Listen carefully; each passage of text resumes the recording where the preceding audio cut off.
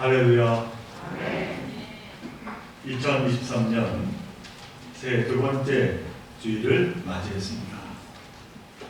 오늘 마음속에 거듭되시는 하나님이 주시는 풍성한 축복이 이 시간 감사함으로 예배드리는 여러분들과 여러분들 가정 위에 충만하시기를 간절히 축원드립니다.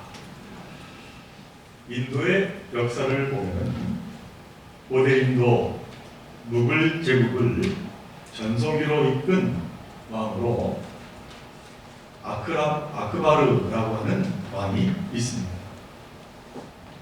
그때 그는 지혜의 왕으로도 유명했다고 합니다. 지금도 인도에서는 가장 이상적인 왕의 한 사람으로 꼽고 있다고 합니다만, 그러나 이 아크바르 왕은 처음부터 지혜를 타고난 것은 아니었습니다. 13살 어린 나이에 왕위의 자리에 오른 이 아크바르는 어떻게 하면 백성들을 잘 다스릴 수 있을까? 그 지혜를 얻기 위해서 나라에서 가장 뛰어난 현자 9명을 뽑아서 늘 곁에 두었다고 합니다. 그들 현자들에게 가르침을 받아서 지혜를 깨우치려고 했던 것입니다. 그런데 아크바르는 아무리 했어도 별다른 깨달음을 얻지 못했습니다. 그래서 한 번은 이 현자들을 모아놓고 9이나 되는 당신들이 다 무슨 소양이며 불같이 말을 냈습니다. 그때 이 현자를 따라왔던 한 아이가 그 모습을 보다가 까르르 웃음을 터뜨렸습니다. 지엄하신 왕이 말씀하는데 경박하게 웃는 이 무엄한 아이를 어떻게 해야 할까요? 이 아크바르는 감정을 추스리며 이 아이에게 네가 감히 지혜를 아느냐 그렇게 호통을 쳤습니다. 그런데 이 아이는 주눅 들지 않고 왕에게 그 자리에서 내려오시면 가르쳐드리겠다 이렇게 말하는 것이 아닙니다. 자, 맹랑하기 짝이었지만 왕은 그 아이의 말을 듣고 자리에서 일어나 아래로 내려왔습니다. 그래서 그 어린아이가 냉큼 왕의 목자로 올라가더니 이제 그 아랫자리에서 지혜에 대해 다시 나에게 한번 물어보십시오 그렇게 말하는 것이 아니겠습니다. 그러자 바로 그 순간에 이 아크바르 왕은 지혜에 대한 큰 깨달음을 갖게 되었다 하는 이야기입니다. 자, 이 아크바르가 깨닫게 된 지혜는 과연 무엇이었을까요? 그때 왕의 머리에 백과사전처럼 수많은 지식이 한순간에 입력이 되었다는 얘기일까요? 아니면은 신화 속 지혜의 신이 그에게 지혜를 내리라도 했다는 그런 말일까요? 물론 아닙니다. 이 아크바르 왕이 깨닫게 된 지혜란 높은 자리에서 낮은 자리로 내려서는 것, 곧 왕의 자리에서 백성의 자리로 내려서는 것, 그것이야말로 이 백성들을 이해하고 잘 다스리는 지혜 중의 지혜임을 깨닫게 되었다는 것입니다. 아래로 내려와야 그래야 들을 수 있고, 그래야 깨달을 수 있고, 그래야 깨우칠 수 있다 하는 진리의 이야기로 우리에게 교훈을 주는 그러한 예화입니다. 오늘 우리는 이사야서 40장에서 이 이사야가 전하는 희망의 메시지를 함께 보았습니다. 그래서 학자들은 이 이사야를 희망의 선지자 그렇게 부릅니다. 그런데 이사야가 희망의 선지자라고 하는 말은 참으로 모순되고 역설적입니다. 왜냐하면 이사야가 살던 그 당시에는 정말로 희망이 없는 그러한 암울한 시기였기 때문에 너무나도 절망적인 상황이 이 이사야가 살던 그 시대였습니다. 그래서 이사야서 1장에 보면은 이사야의 예언은 처음부터 아주 슬프고 탄식으로 가득 차 있습니다. 1장 6절로 7절의 말씀입니다. 발바닥에서 머리까지 상한 곳이 없이 상한 것과 터진 것과 새로 맞은 흔적뿐이거늘 그것을 짜며 싸매며 기름으로 부드럽게 함을 받지 못하였도다. 너희의 땅은 황폐하였고 너희의 성읍들은 불에 탔고 너희의 토지는 너희 목전에서 이방인에게 삼켜졌으며 이방인에게 파괴됨 같이 황폐하였다. 그렇게 이제 탄식하고 있는 것이죠.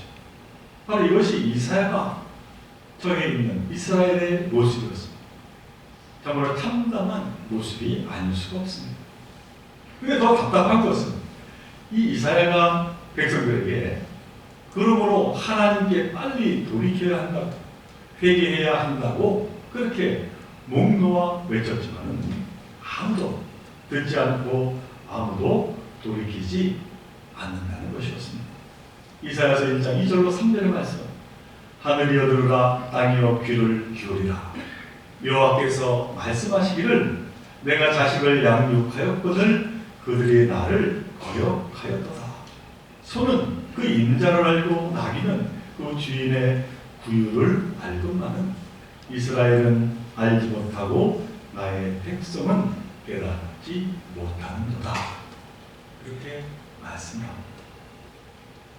그 결과 오늘 본문 앞 39장에 이르면 드디어 이 이스라엘은 자신들의 모든 보물을 빼앗기고 백성들은 포로로 잡혀가는 바벨론 포로라고 하는 암흑의 시기가 닥쳐오게 됩니다. 그리고 이 히스기야 왕의 아들들도 포로로 끌려가서는 그 바벨론 왕궁의 환관이 되는 치욕적인 고난의 날을 맞이하게 됩니다. 이사야서 39장 6절 7절의 말씀 오라 날이 이르리니 내 집은 있는 모든 소유와 내 조상들이 오늘까지 쌓아둔 것이 모두 바벨론으로 옮김가 되고 남을 것이 없으리라. 여호와의 말이니라. 또 내게서 태어날 자손 중에서 몇지 사로잡혀 바벨론 왕궁의 판관이 되리라 하셨나이다. 자, 이렇게 고통스럽고 절망적인 역사의 암흑기가 이 이스라엘 백성들에게 이제 시작되었는데 돌연 선지자 이사야는 위로와 희망을 이어오는 짙은 어둠 속에서 빛을 노래하고 있습니다. 바로 오늘 이사야서 40장 1절의 말씀 너희 하나님이 이르시되 너희는 위로하라 내 백성을 위로하라. 선지자 이사야는 계속해서 하나님이 주시는 희망의 메시지를 전합니다. 이제는 죄에 대한 징벌도 다 받았고 하나님께서 당신의 백성을 구원하러 오실 것이라고 말합니다. 그러니 해방자 하나님께서 오시는 그 길을 준비하라고 선언합니다. 하나님께서 이제 함께 하실 터이니 모든 두려움과 절망을 떨쳐버리라고 선언합니다. 하나님께서 양떼를 이끄시는 목자처럼 당신의 백성을 푸른 초장으로 이끄실 것이니 이제는 희망을 가지라고 그렇게 이사야는 계속해서 말씀하고 있습니다. 그리고 특별히 오늘 본문인 이사야서 40장 6절에서 7절의 말씀을 통해서는 무엇과 비길 수 없는 하늘의 기회의 말씀으로 이스라엘 백성들에게 그리고 지금 저와 여러분에게 들려주고 있음을 보게 됩니다. 그 본문을 제가 다시 한번 공독을 해드립니다. 말하는 자의 소리여 이르되 외치라. 대답하되 내가 무엇이라 외치리까 하니 이르되 모든 육체는 풀이요 그의 모든 아름다움은 들의 꽃과 같으니 풀은 마르고 꽃이 슬면 여호와의 기운이 그 위에 붑니다. 이 백성은 실로 풀이로다. 풀은 마르고 꽃은 시드나 우리 하나님의 말씀은 영원히 서리라 하라. 이렇게 말씀합니다. 제가 좀 쉬운 세 번역으로 이 말씀을 다시 한번 읽어드립니다. 한 소리가 외친다. 너는 외쳐라. 그래서 내가 무엇을 외쳐야 합니까? 하고 물었다. 모든 육체는 풀이요 그의 모든 아름다움은 들의 꽃과 같을 뿐이라. 주님께서 그 위에 입김을 부시면 풀은 마르고 꽃은 시든다. 그러다 이 백성은 불에 지나지 않는다. 풀은 마르고 꽃은 시드나 우리 하나님의 말씀은 영원히 서 있다 하는 말씀입니다. 그러니까 우리 인간은 참으로 들에 핀 풀과 들꽃과 같다는 것이죠. 물론 봄이면 파랗게 돋아나 꽃을 피우고 여름이면 푸르게 무성하지만은 가을이 되면 어느새 시들어버리고 겨울에 말라 죽는 그 풀과 같은 존재라는 것입니다. 다시 말하면 우리 인간이란 젊었을 때는 희망에 차 있지만은 세월이 갈수록 어느새 희망은 쪼그라 들어가고 결국 사라져버리는 유한한 존재라고 하는 것이죠.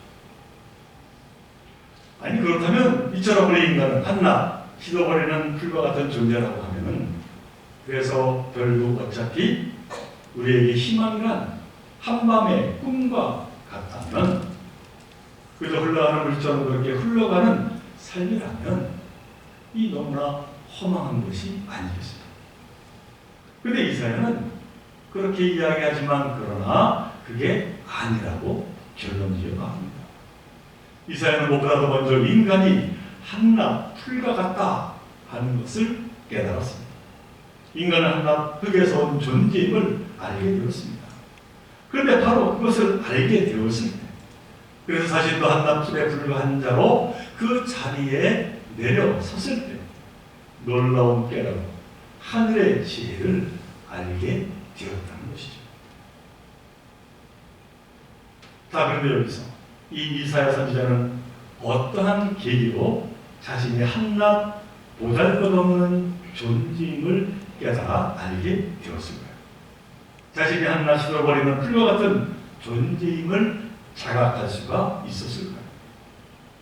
그에 대한 실마리가 오늘 본문 다음에 나오는 이사야서 40장 23절로 24절에서 찾아볼 수가 있습니다.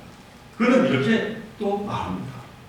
귀인들을 패하시며 세상의 사사들을 헛되게 하시나니 그들은 겨우 심기고 겨우 뿌려졌습니다.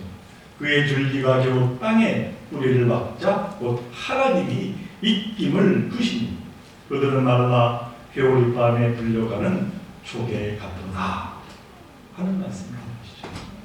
이는 무슨 말씀입니까? 우리가 살아가는 옛말 가운데서 화무 11홍 권불 10년이라는 말이 있습니다. 이는 떠오르는 해는 길고 짧음이 있고 달은 차고 기울어짐이 있듯이 제 아무리 아름다운 것도 열흘을 넘기지 못한다. 제 아무리 막강한 권력이라도 10년을 넘기지 못한다. 그렇게 이제 우리에게 준 이야기죠. 한마디로 우리 인간의 정말로 유한함, 정말로 허망함을 이야기하고 있는 것이죠. 이사야는 바로 이 진리를 바라보게 되었다는 것입니다. 그러니까 이 세상을 호령하며 군림하던 그 어떠한 왕도 한낱 풀과 같은 너무나도 작고 유한한 존재의 불가함을 보게 되었다는 것입니다. 그들 왕은 스스로 자신이 신이라고 그렇게 주장했지만 그래서 영원할 것 같았지만은 씨를 뿌리기가 무섭게 뿌리를 내리기가 무섭게 하나님께서 훅 입김을 불어버리면 말라버리고 강풍에 날리는 검불 같은 존재에 불과했다는 것입니다. 그런 이사야가 고백하는 모든 육체는 풀과 같다라고 하는 그 말은 그저 자신의 조국 이스라엘의 비참한 처지를 바라보며 한탄하는 푸념이 아니라 정말 모든 인간은 유한한 존재요 정말 나약한 존재로 오직 하나님만이 영원하신 분이심을 깨달아 그렇게 고백을 하게 되었다라고 하는 것입니다. 그러므로 사랑하는 조교성 여러분, 내 자신이 한낱 들풀과 같다 라고 하는 것을 깨달아 우리는 영원하신 하나님을 만나게 됨을 기억하시길 바랍니다.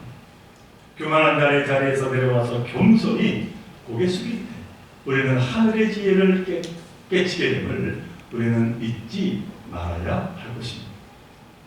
자, 그렇다면 이제 여러분은, 그리고 여러분 가정은 2023년 새해를 맞이하여서 어디에 미래를 걸고 살아가야 하겠습니다. 어디에 희망을 걸어야 하겠습니다. 진정 영원하신 하나님께 미래를 걸고 희망을 걸어야 하지 않겠습니다. 우리가 잘 아는 말씀입니다만 요한복음 2장 1절로 12절에 보면 예수님이 물을 포도주로 기적을 베푸신 이 가나의 혼인 잔치 이야기가 나옵니다. 우리는 여기서 이사야가 깨닫고 고백했던 너무나도 소중한 하늘의 지혜가 무엇인지를 또 우리에게 보여주고 있습니다. 이 가나의 혼인 잔치 이야기를 보면 행복의 시작이라 할 수 있는 흥겨웠던 그 혼인 잔치 자리가 그만 깨지게 되는 위기의 순간을 맞이합니다. 손님 접대에 빠지면 안 되는 포도주가 그만 동이 나고 만 것이죠. 이 유대교로는 일주일 동안 집안에서 치러진다고 합니다. 그렇기 때문에 늘 충분히 아주 세심하게 준비를 한다는 것이죠. 그런데 예상치 못한 일이 벌어지고 만 것입니다. 아무리 계획을 세웠지만은 그만 포도주가 동이 나고 말았습니다.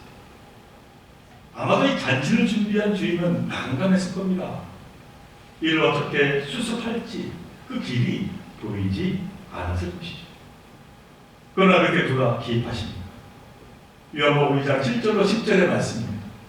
예수께서 그들에게 이르시되 항아리에 물을 채우라 하신즉 아기까지 채우니 이제는 떠서 연회장에게 갖다 주라 하시매 갖다 주었더니 연회장은 물로 된 포도주를 맛보고 어디서 났는지 알지 못하되 물도온 하인들은 알더라. 연회장이 신랑을 불러 말하되 사람마다 먼저 좋은 포도주를 내고 취한 후에 낮은 것을 내고는 그대는 지금까지 좋은 포도주를 두었도다 하더라 하는 말씀을 하고 있습니다. 곧 맹물 포도주로 변하여서 새 잔치가 다시 시작이 되었다는 것이죠. 그리고 그 같은 새로운 시작이 바로 예수 그리스도의 은혜로 말미암았다는 것입니다. 우리는 여기서 무엇을 깨달아 알 수가 있습니다. 우리 인생에 주님이 개입하실 때 새로운 미래가 열린다는 것이죠. 영원하신 하나님을 의지하고 우리의 미래를 거기에 맡길 때 우리는 새로운 희망이 시작된다는 것입니다. 이것이 바로 하늘의 지혜라고 이사야는 우리에게 말씀하고 있는 것이죠. 우리가 하나님을 믿고 의지하며 앞으로 나갈 때 하나님은 어떻게 하십니까? 당연히 하나님은 우리에게 긍휼히 여기시며 우리의 일에 개입하시고 응답하십니다. 그 진실에 대해서 시편 91편의 시인은 15절에서 이렇게 노래했습니다. 그가 내게 간구하리니 내가 그에게 응답하리라. 그들이 환난 당할 때 내가 그와 함께 그를 건지고 영화롭게 하리라. 또 오늘 우리에게 주신 이 이사야서의 이 말씀 맨 끝부분에 말씀을 보면은 참으로 놀라운 하나님의 은혜의 말씀이 나오고 있을 겁니다. 이사야서 40장 28절로 31절의 말씀. 너희는 알지 못하였느냐? 듣지 못하였느냐?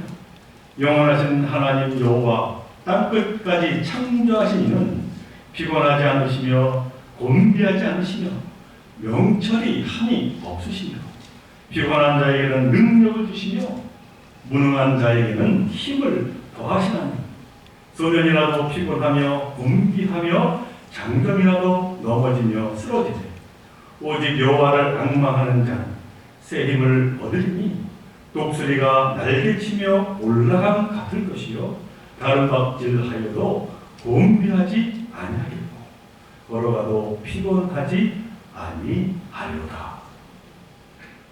지금 우리는 희망찬 새해를 맞이했습니다. 그런데 그 희망찬 새해를 맞이했다고 이야기는 하지만 우리 앞날이 녹록하지가 않습니다. 벌써 앞이 보이지 않는다. 그렇게 염려하며 근심합니다. 그런데 생각해보면 이집트에서 도망쳐 나온 모세가 하나님을 만난 곳은 푸른 저장이 아니라 척박한 광야 마른 풀더미 속에서였습니다. 바로 그곳에서 모세는 하나님을 만났고 새로운 희망, 새로운 내일 열어가게 되었습니다.